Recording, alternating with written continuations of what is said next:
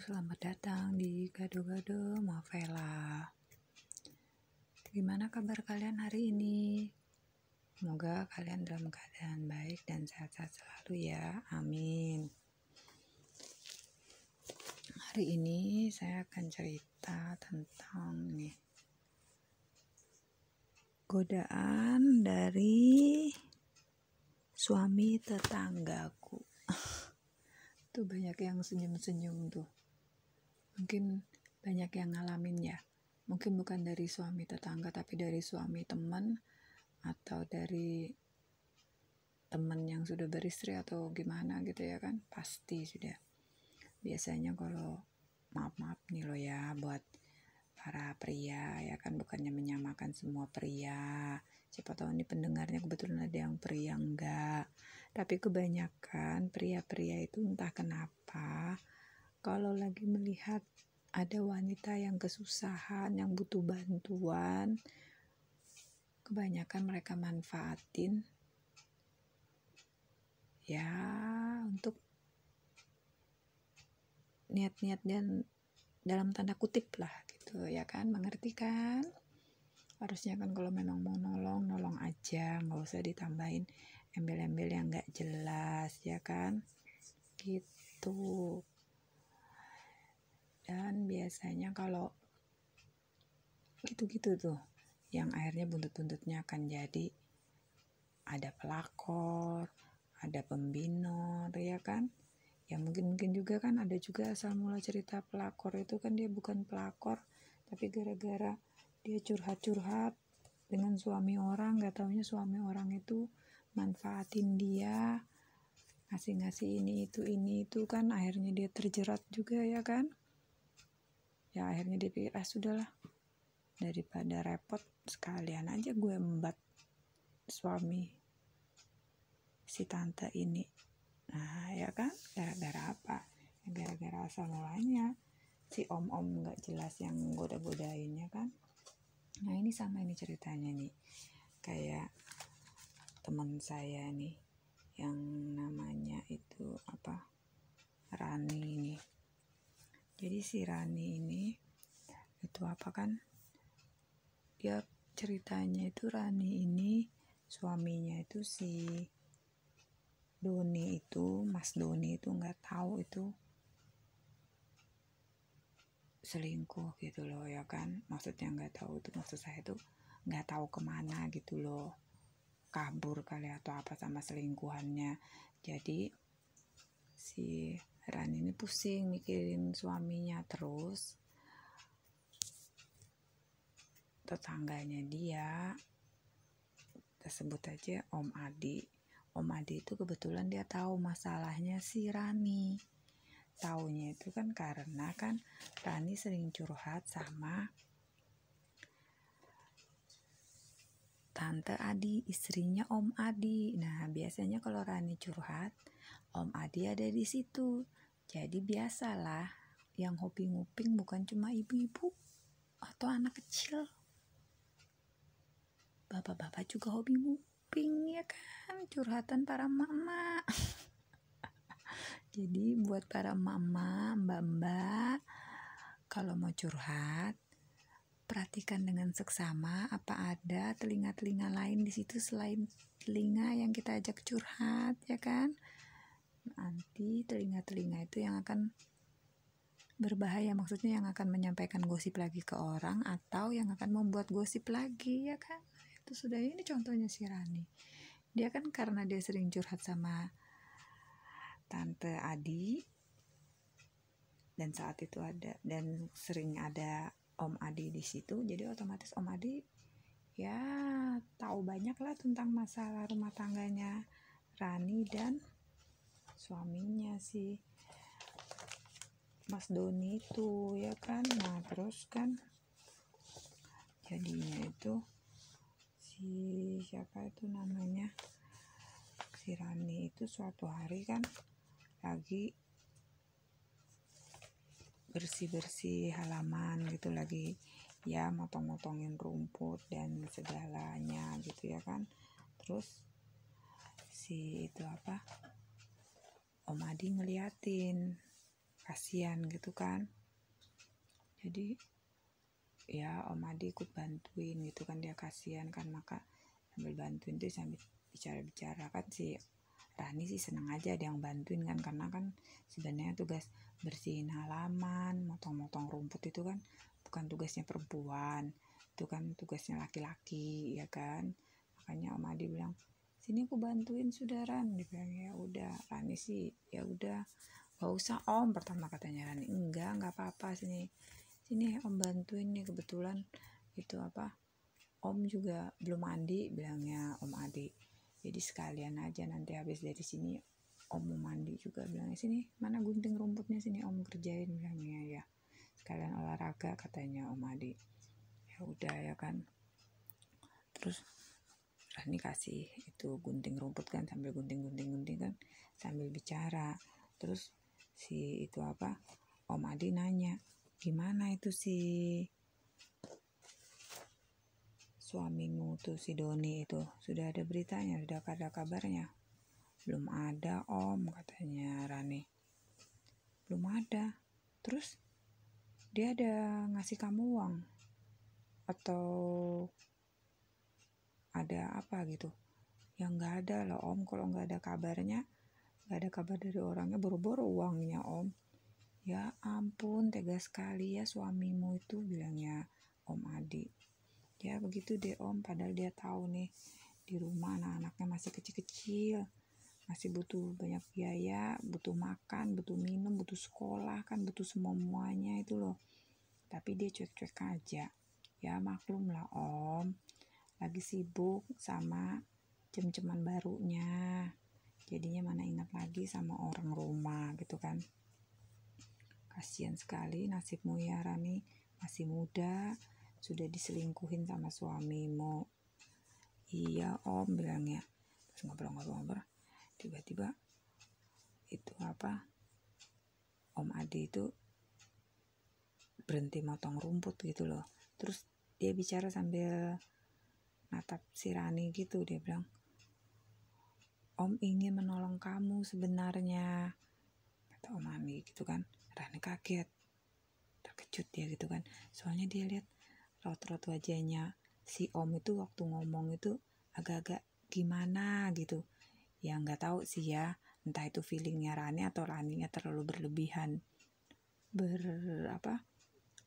berprasangka buruk itu atau gimana. Cuma katanya Rani, dia ngelihat ekspresi wajahnya Om Adi itu kayak gimana gitu sampai waktu ngomong gitu loh. Jadi Raninya kaget, langsung dia buru-buru jawab, tidak perlu repot-repot Om, bilangnya. Terima kasih banyak, doain saja yang terbaik untuk saya dan anak-anak, bilangnya. Terus Om Adinya itu sambil mesem-mesem gitu ya kan, meringis-meringis nggak jelas gitu katanya. Terus jawab, enggak, dia bilang ya, sebenarnya Om itu pengen nolong kamu, cuma Om tuh bingung harus nolongnya tuh gimana, dia bilang gitu kan. Terus si Rani jawab, ya itu Om, makanya nggak usah, Om gak bisa nolongin saya, katanya Rani ya kan. Soalnya kan Mas Doni kan pergi memang mana ya, memang kehendak dia sendiri ya kan. Jangankan Om, orang tuanya aja nggak bisa mengatasinya ya kan Om. Ya paling banter kita cuma bisa doa-doa aja lah, semoga dia bisa disadarkan dan bisa pulang kembali ya kan. Iya sih ya, tapi memang suamimu tuh keterlaluan, dia bilang. Itu apa, istri loh secantik kamu, masih muda, ditinggal ya kan. Kalau istrinya sudah setua tante mau itu, aduh, nggak apa-apa ditinggal kan ya. Tapi lo istri masih cantik seperti kamu udah ditinggal cari yang lain, maunya apa itu suamimu tuh ya, nggak jelas bilangnya ya. Ya Rani cuma diem aja, cuma dalam hati Raninya mikir, kok Om Adi banding-bandingin dia sama istrinya gitu loh kan. Aduh, bisa bahaya ini kalau percakapan dilanjutkan kan. Terus si Rani buru-buru itu mengalihkan pembicaraan kan ya. Sudah Om, udah rumputnya gak usah dipotongin semua Om, Loh masih belum, ini masih banyak ini lagi Ran. Enggak usah, segitu aja udah cukup Om. Tadi tuh saya cuma ngisi-ngisi waktu aja gitu loh, sambil nungguin anak-anak pulang dari les gitu loh, dia bilang. Jadi sambil ngisi waktu. Udah nggak apa-apa Om, taruh aja Om. Nanti kapan-kapan aja lagi dilanjut Om, kasihan nanti Om kecapean. Nggak apa-apa kok Om, juga lagi santai ini, kebetulan Tante juga lagi nggak ada di rumah kok, katanya Om Adi sambil senyum-senyum gitu kan. Aduh, tambah ini katanya Rani nih, kayak gini nih bahaya nih, istrinya nggak ada di rumah lagi ya kan. Nanti tetangga lewat lihat mereka berdua ngobrol, jadi runyam di urusannya ya kan. Bakalan ada gosip-gosip baru jadinya nanti ya kan. Terus si Rani bilang, oh iya nggak apa-apa Om, ini apa, kebetulan saya juga mau jemput anak saya Om yang kecil pulang les. Oh iya anakmu ya? Iya Om, kan dia nggak bisa pulang sendiri, Om kan tahu dia masih kecil. Oh iya deh, di mana sih lesnya? Mau Om antarin bilangnya, Om juga kebetulan mau ke depan. Oh nggak usah Om, kebetulan dia lesnya di dekat sini aja kok, di dekat rumah teman saya gitu loh.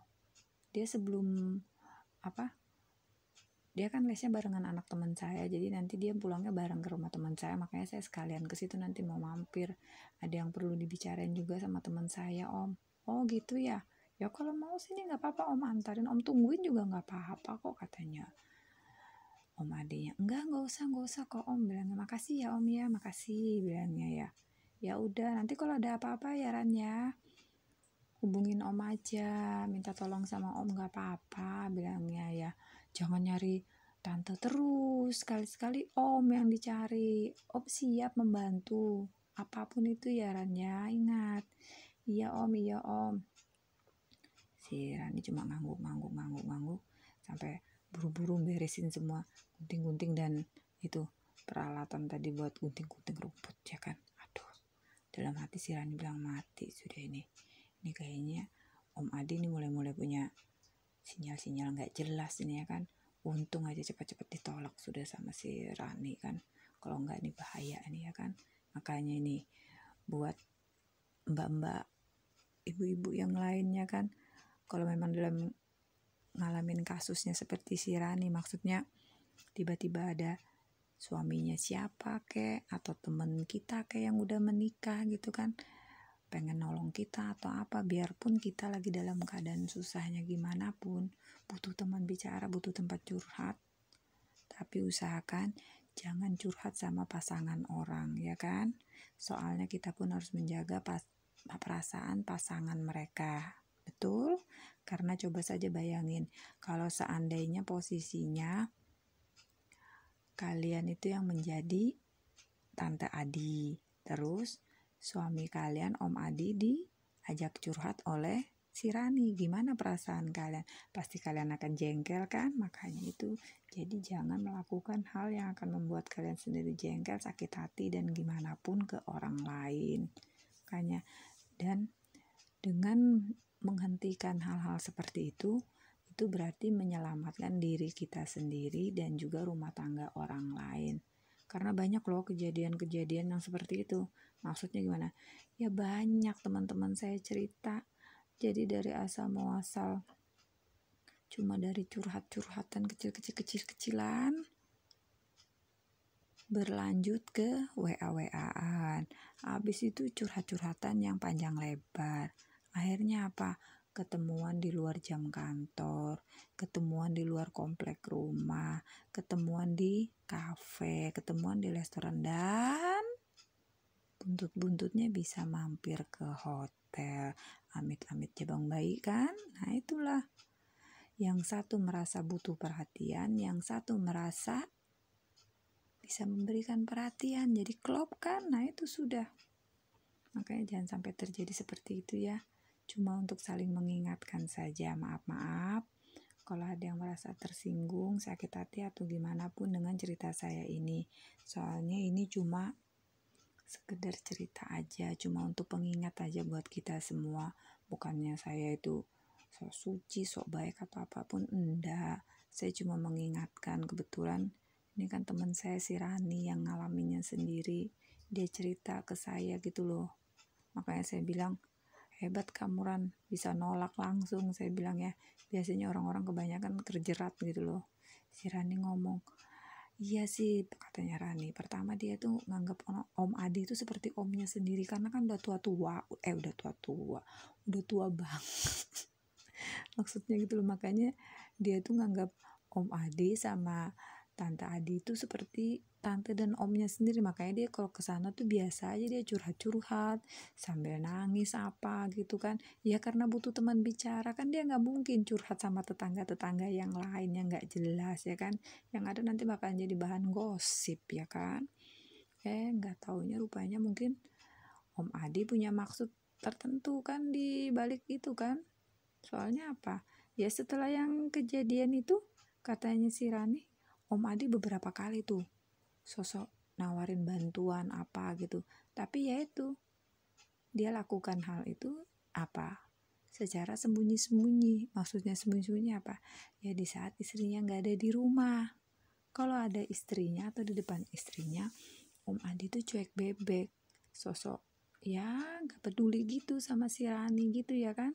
Tapi kalau lagi nggak ada istrinya dia sok perhatian. Nah ini tanda-tanda yang berbahaya ya kan. Makanya Rani udah keburu jaga jarak gitu kan. Ya itu lebih baik kan daripada dia ibaratnya seperti kata Om Adi. Dia kan masih muda. Ngapain juga dia kecantol sama om-om ya kan. Om-om tua yang gak jelas lagi ya kan. Suami orang lagi ya kan. Nah lebih baik gak usah ya kan. Lebih baik cari pria-pria lajang lainnya, biarpun ibaratnya dapat yang tua tapi masih lajang ya kan, bukan milik orang, bukan bekas orang. Betul ibu-ibu kan. Ini kayaknya nih bisa mungkin banyak yang ngerasa kali ya, entah ngerasa ceritanya mirip atau hampir kejadian atau gimana ya kan. Ya kalau saya sih merasa gimana ya, kalau memang cerita saya bisa memberi masukan, pembelajaran atau pengetahuan ya syukur lah ya kan. Ibaratnya kita saling tolong menolong ya kan. Oke, saya rasa ceritanya cukup sampai sekian dulu ya. Semoga kalian suka dengan cerita saya. Jangan lupa tolong untuk subscribe, like, dan share ya.